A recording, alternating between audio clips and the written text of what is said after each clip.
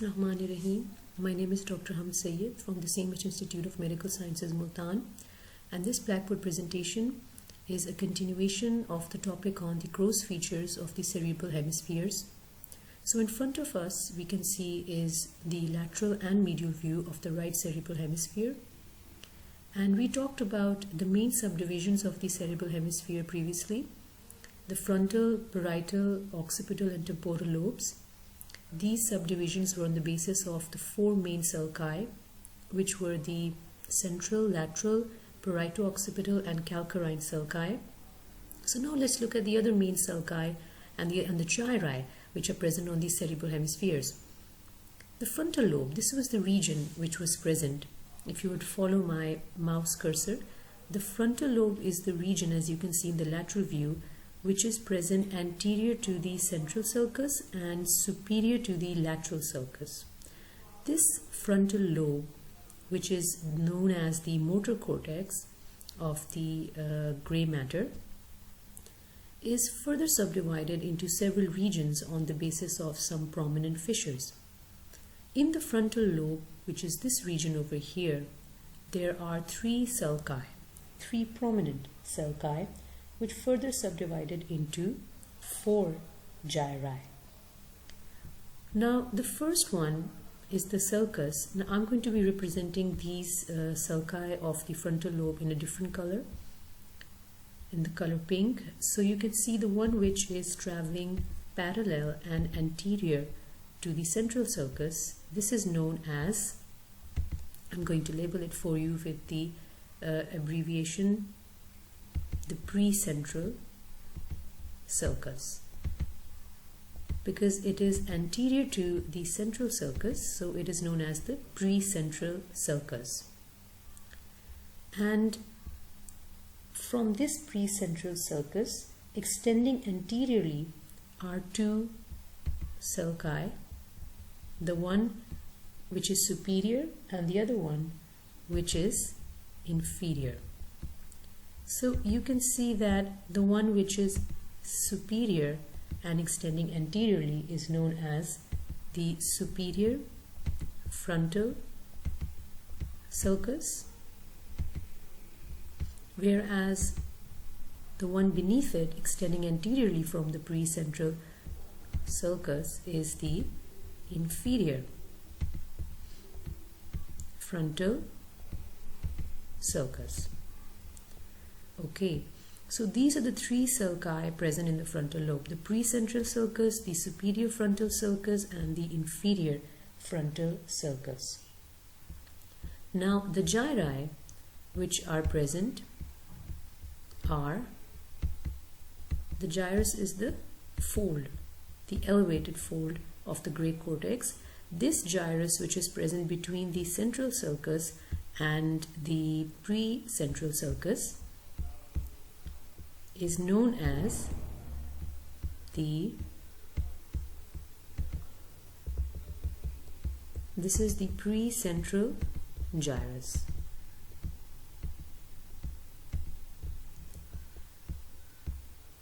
And then the gyrus which is present superior to the superior frontal sulcus is known as the superior frontal gyrus, and then the one which is present between the superior and the inferior frontal sulci is known as the middle frontal gyrus, and then the one which is present below the inferior frontal gyrus is known as the inferior, the one which is present beneath the inferior frontal sulcus is known as the inferior frontal gyrus. So we can see that there were three sulci: the precentral sulcus, the superior frontal and the inferior frontal sulcus. And the gyri are four in the frontal lobe. That is the precentral gyrus, which is between central and precentral sulci, the superior frontal gyrus, which is above the superior frontal sulcus, the middle frontal gyrus, which is between the superior and inferior frontal sulci, and the inferior frontal gyrus, which is below the inferior frontal sulcus. Now let's come to the parietal lobe. On the supralateral surface, we can see that this area, which is present posterior to the central sulcus and superior to the lateral sulcus, is the parietal lobe of the cerebral hemisphere. Now over here are present two sulci and three gyri. The two sulci, let's just draw these sulci in the color orange just to differentiate it from the other ones. So the sulcus, which is immediately posterior and parallel to the central sulcus, this is known as the post-central sulcus, since it is posterior to the central sulcus. Now, extending posteriorly from the middle of this posterior central sulcus is the intraparietal sulcus. This is the intraparietal sulcus,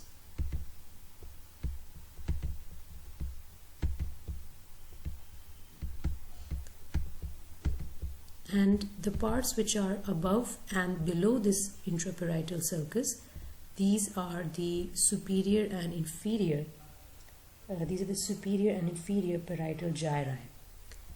The superior and inferior parietal gyri are also known as the lobules. So these terms can be used interchangeably. This one is the superior parietal lobule or gyrus, and beneath it, this one is the inferior parietal lobule or gyrus. Now, the gyrus which is present between the central sulcus and the post-central sulcus is known as the post-central gyrus. So we saw that over here on the parietal lobe there are two sulci, which are the post-central and the intraparietal sulcus, and they now make it possible to differentiate three gyri, which are the post-central gyrus and the superior and inferior parietal gyri or lobules. Now coming to the lateral surface of the temporal lobe, in the temporal lobe there are two sulci dividing it into three gyri. The two sulci are the superior and the middle temporal sulci. So this one is the superior temporal sulcus, and beneath that is the middle temporal sulcus. And these sulci then divide the temporal lobe into three regions. The three regions are simply the superior, middle, and inferior temporal gyri. So this here is the superior temporal gyrus. Over here is the middle temporal gyrus, and the inferior temporal gyrus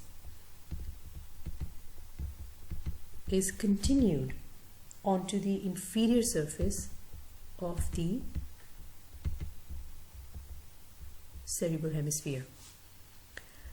So as a summary, in the temporal lobe, here are the 2 sulci, which are superior and medial temporal sulci, and the 3 gyri, which are superior, middle, and inferior temporal gyri. So now let's look at the main sulci and gyri, which are present on the infromedial surface of the cerebral hemisphere. So for that, we're going to shift to a bigger view. Over here, let's look at the inferior and medial view of the cerebral hemispheres. So over here we can see this C-shaped structure in the middle. This is the corpus callosum, which is the greatest commissure of the cerebral hemispheres. It's a collection of nerve fibers which is connecting both the cerebral hemispheres to each other. So it's present between both the cerebral hemispheres.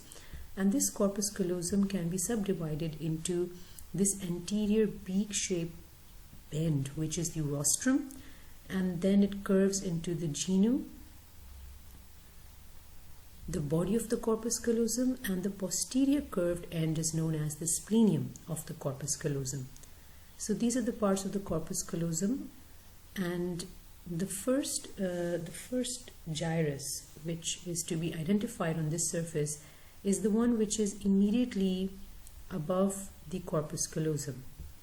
This gyrus is known as the cingulate gyrus. So I'm going to take a different color for that one. The cingulate gyrus, it begins beneath the anterior end of the corpus callosum, and then it continues along its C-shaped curve.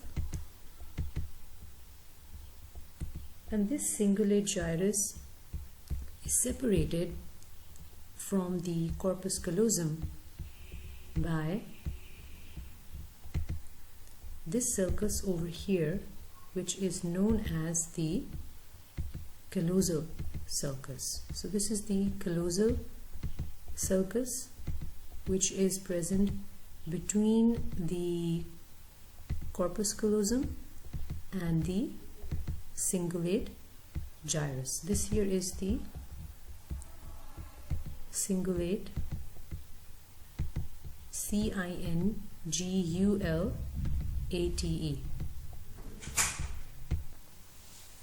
So that's the cingulate gyrus above the callosal sulcus. And then the cingulate gyrus, this cingulate gyrus is further separated from this superior frontal gyrus by the cingulate sulcus. So over here is the cingulate sulcus, and this area over here is the superior frontal gyrus. The superior frontal gyrus, which is continued from the lateral surface onto the medial surface of the cerebral hemisphere.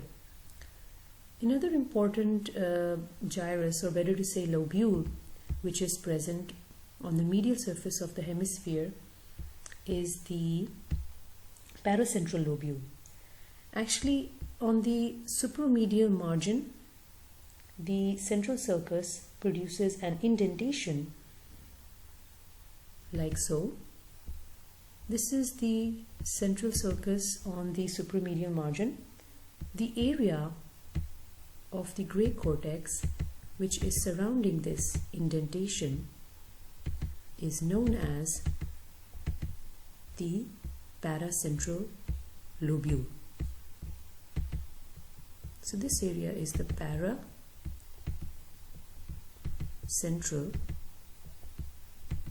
lobule. It's surrounding this central sulcus. The paracentral lobule is actually, in its anterior part, a continuation of the precentral gyrus on the medial surface, whereas the posterior part of the paracentral lobule is a continuation of the postcentral gyrus on the medial surface.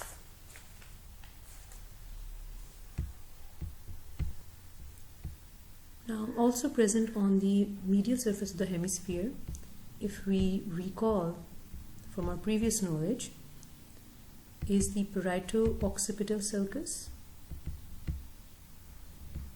and the calcarine sulcus. So over here we can see that the parieto-occipital sulcus starts from a point about 5 centimeters anterior to the occipital pole and then goes downwards and forwards, and it is met halfway by this calcarine sulcus. The calcarine sulcus begins beneath the posterior end or splenium of the corpus callosum, and then it goes backwards to the occipital pole. There are two areas on the medial surface which have to be identified, the precuneus and the cuneus. The precuneus is this region of the medial surface, which I'm going to represent in yellow. It's the part which is present between the parieto-occipital sulcus and, if we see over here, the precuneus is present between the cingulate sulcus and the parieto-occipital sulcus. So this here is the cingulate sulcus, and over here is the parieto-occipital sulcus. So the part in yellow over here is the precuneus.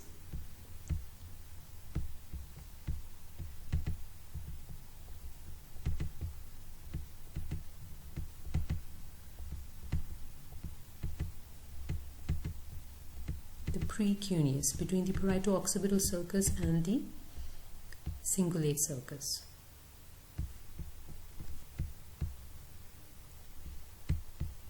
Whereas the cuneus is simply the area which is bounded anteriorly by the parieto-occipital sulcus and posteriorly by the calcarine sulcus. So this area over here is known as the cuneus.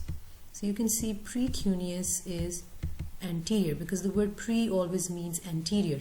So precuneus is anterior to this cuneus. Now let's look at the sulci and the gyri on the inferior surface of the hemisphere. On the inferior surface, this part over here is showing you the inferior aspect of the cerebral hemisphere. So we see that there is a prominent sulcus over here that begins beneath the calcarine sulcus, and this sulcus, it is known as the collateral sulcus. Okay, so this is the collateral sulcus, which begins beneath the calcarine sulcus, and it continues on the inferior surface of the cerebral hemisphere. Okay, then also present over here is the gyrus, which is now between the calcarine sulcus and the collateral sulcus.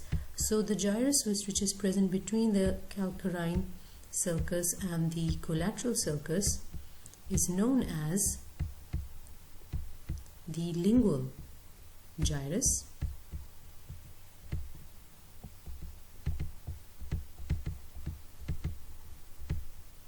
The lingual gyrus between the calcarine and the collateral sulcus. Then we see that this lingual gyrus then continues as the parahippocampal gyrus. Anterior to the lingual gyrus is the parahippocampal gyrus, and this parahippocampal gyrus then terminates in front in the hook-like uncus. So this here is the parahippocampal gyrus present on the inferior surface of the cerebral hemisphere, and it is terminating as this hook-like structure which is known as the uncus, U-N-C-U-S.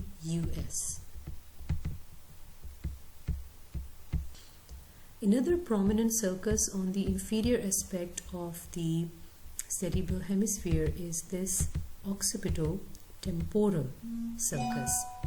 So the occipito-temporal sulcus, which is present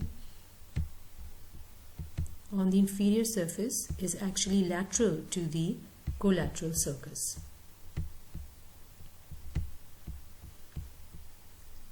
So this here is the occipito-temporal sulcus. So the gyrus which is present between the occipito-temporal sulcus and the collateral sulcus is known as the medial occipito-temporal gyrus, which would be this area over here. So this area is the medial occipito-temporal gyrus.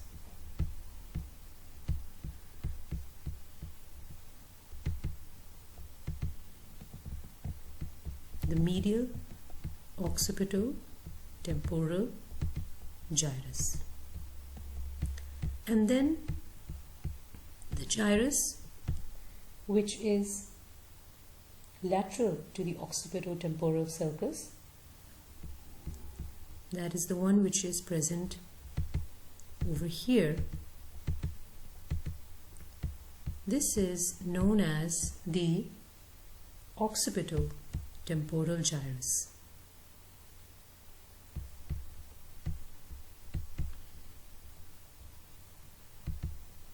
The occipito-temporal gyrus. This is continuous with the inferior temporal gyrus on the lateral aspect of the cerebral hemisphere.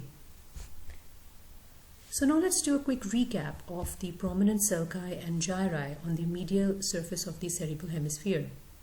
The first thing we talked about was this C-shaped structure in the middle, which is the corpus callosum. Anteriorly, it has a bend which is called the genu of the corpus callosum. I think it's best we also label the corpus callosum.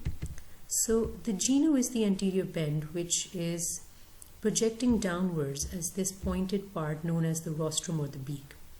The main curve is the body and the posterior bend is known as the splenium of the corpus callosum. The gyrus which is immediately superior to the corpus callosum is the cingulate gyrus, and between the cingulate gyrus and corpus callosum is the callosal sulcus.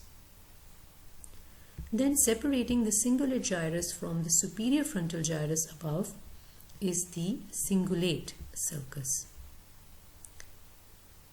Also on the upper part of the medial surface of the hemisphere is the paracentral lobule, which surrounds the indentation of the central sulcus on the supromedial margin of the supromedial margin of the hemisphere. This paracentral lobule represents the extended parts of the pre- and post-central gyri on the medial surface. Also on the medial surface is the precuneus. This is the area which is bounded anteriorly by the posterior end of the cingulate sulcus and posteriorly by the parieto-occipital sulcus. Behind the precuneus is the cuneus, which is the area present between the parieto-occipital sulcus anteriorly and the calcarine sulcus behind.